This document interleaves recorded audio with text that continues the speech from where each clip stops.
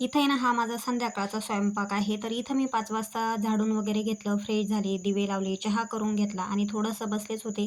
तर स्वयंपाकाचं लक्ष आलं, परंतु स्वयंपाकाचा खूप कंटाळा आला होता मला आज. कारण सकाळच्या 2-3 पोळ्या पण होत्या, भाजी पण होती आणि 3-4च पोळ्या करायच्या होत्या.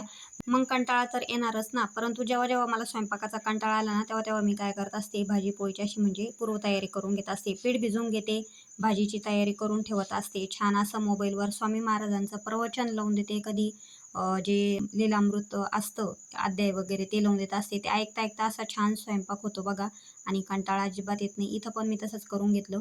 पिठलं करायचं होतं म्हणून हिरवी मिरची, लसूण स्वच्छ धुवून घेतली, कट करून घेतली, कोथिंबीर पण.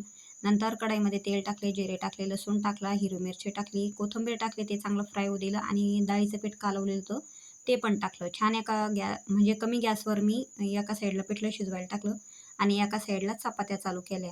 पीठ पण छान भिजलं होतं, टम्म पोळ्या फुगत होत्या आणि छान असं स्वामी महाराजांचं प्रवचन ऐकता-ऐकता माझा इथं स्वयंपाक चालू होता. अजिबात कंटाळा मला आला नाही.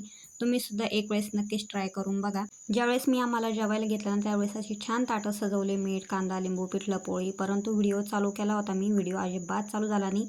मोबाईल असा शांत उभा राहिला होता. त्याने त्याचं काम केलं, मी माझं काम केलं. चला आवडला व्हिडिओ तर लाईक करा.